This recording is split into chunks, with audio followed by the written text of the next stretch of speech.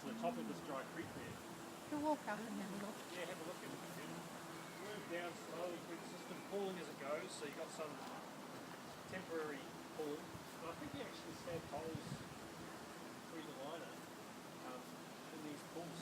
He actually wants the water to leak out. Through tree stand by. And the surplus comes into the pond. When the pond's full, there's an overflow here. It means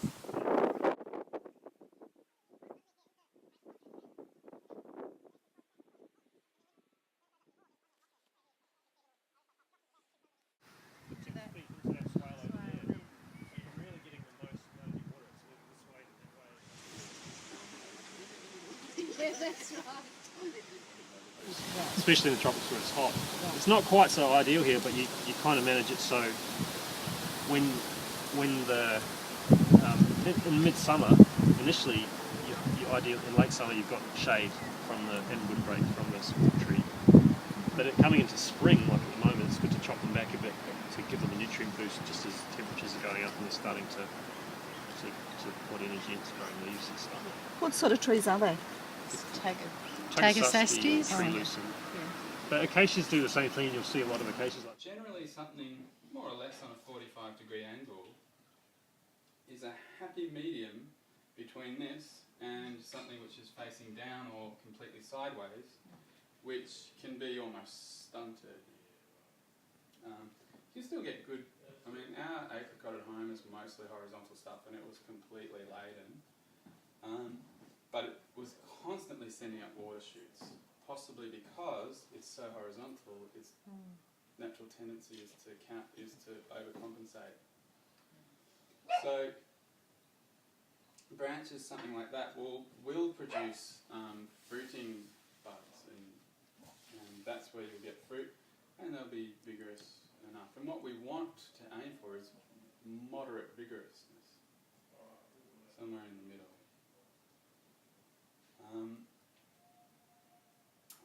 So I guess then what we could maybe go out and do is actually take a look at some plants now. Maybe if you come around this side you can see a little bit better. We don't want to cut back right absolutely flush to the main branch there. There's a quite obvious bulb there, bulbing area, and you want to go back more or less to that. Notice also that I've got the blade on the inside, so we're not, if you're coming from the other way, you're leaving behind the bit that's been crushed there. So put the blade on the inside and then take it back. Could have gone a little bit closer there, but that's fine.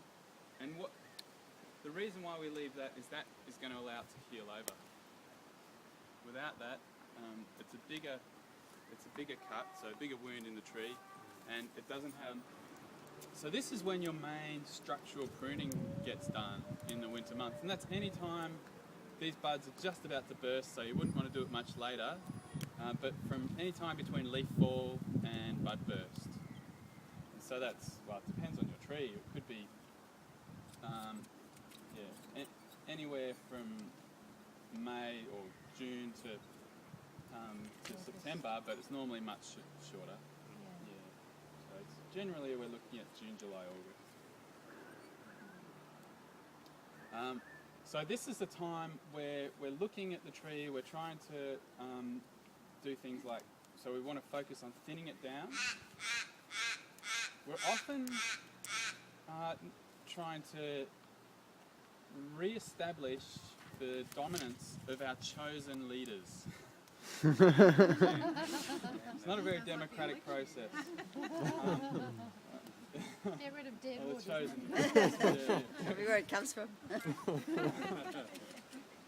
So in this case, it's not particularly clear what the leader is on this branch. It's separated into 4 fairly strong.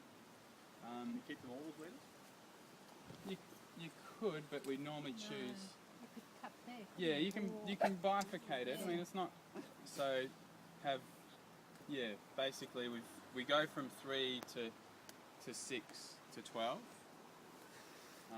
But if it's just a confusion, then you take it back to Well, you decide how many you want, and you strengthen those ones basically. Yeah. So, I mean, other things that are important about winter prune is really weather. And today is just there's a promise of rain, and it makes diseases, especially fungal wood diseases, a lot more likely. So just giving the tree some time for sunlight to dry off and start its natural healing process is enough, even before that Cambrian layer is regrown. So that's the exposed wood from last year's pruning, and you can see that starting to form up, and it will bulb out and cover it. It's got a little bit further there, and then it will be completely sealed and safe. But even that has an invisible protective coating made out of the sap that came out, but it doesn't have that straight after being cut, and that's when a lot of diseases can get in. The tree will put most of its energy into the highest part of the tree. So to balance a tree, what you do is you leave this one relatively untouched and bring these two back down lower, and that will encourage growth in that branch, and it will thicken up. It's really clear here what's happening. These two main framework branches are feeding sub branches that are way up here, whereas this one's feeding branches that are a lot lower. So the tree's saying, this is how I'm gonna reach the sun. So it's putting its full into these two. This one's lagging behind. So we've got to drop these two down to give that one a bit of a. Even leave this higher, so this gets a bit thicker down there. Yeah. There are main principles. There are specifics to do with where different fruit trees fruit. Some it's on the first year wood, and some it's on the second year wood. But we can go into those details a little bit more as we go. But let's get stuck into it based on those principles, and they're the things that you can do where you won't. Oh, right. Yep. Little bit up. A little bit. How's that? Yeah. Yeah. Bit higher. Fraction higher. Fraction higher. Got to leave the bulbs. Yeah. Probably go fraction closer, but that's fine. Is there anything else that stands out about the overall form of this tree? There's one thing that you... Balance in a way, or Oh potential yeah, balance. that's a good point. There's some shoots down low. Again, they could, if it's grafted, they could be below the graft. Either way, we don't want them, so those are definite. We think we'll do that, especially given it might rain. Yeah. So again, you know that something has to happen, so you just start moving in the right direction. Slip those off. Get all the way around. So I'm angling back. Be safe about there. Oh, it's good hard. Got me to do it? Yeah. I've got those big sheer ones. So yeah, that's pretty happy with that. Let's look at this one here because I've just noticed what's wrong with this. It's going down. Yeah, it's not even that it's flat, it's actually going down. So I mean, we either lift it up or try and think about even bringing it back. But it's a shame because that's that's. Yeah, I didn't go for the ducks. No. Ducks are fairly formidable. Yeah, What do you that's call this one, Adam? Yeah. It doesn't really have a A name, couple so I'll of call it these chickens Jack's are Wedge. really feisty.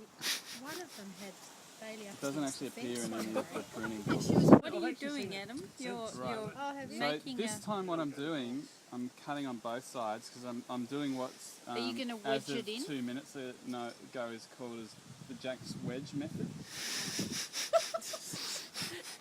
Just made it up. As Jack taught you? Jack Jack taught the me. lad. Yeah. Right. So in this case I'm cutting down both sides, Right. and so they want to be started about the same spot and both be nice flat planes. So that side's actually a bit not so good. I've got to just got a bit of work to do there. Whereas that side's pretty flat, you can't really see. But look, it's a bit dangerous. I think it might actually be good just to be tapping from above. Someone could support it there, well out of harm's way.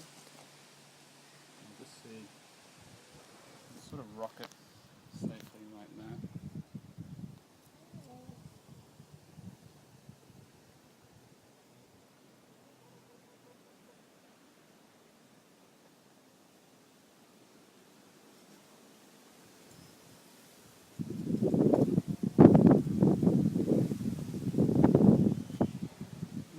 special cutters that just cut it in a V shape, can't you? Oh yeah, I've heard of that, but not seen them. So the secret of the technique is holding it in your mouth for a while. Right, that's more than we need. That's what Jack That's Jack's method. This is so. I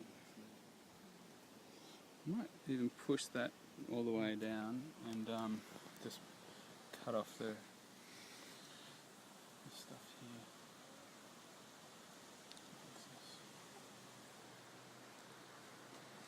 Come back in 6 months' time to see which one. Pull around to get it close to the angle I want. Sharp knife to do the stitching. Yeah. So it's looking pretty good. Might be able to work with that, you reckon? Yeah, I reckon. So that shallow angle.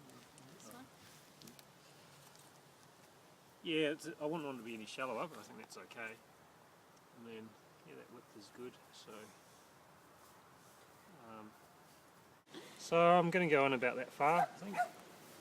Half a blade depth. Yeah. I'm just going to give it a bit of, open it up a little bit, not too much. And then, same on the other side, but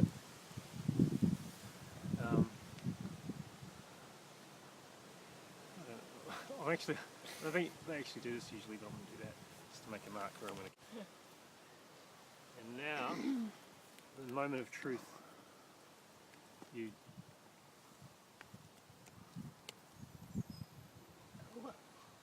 sort of slip them inside each other.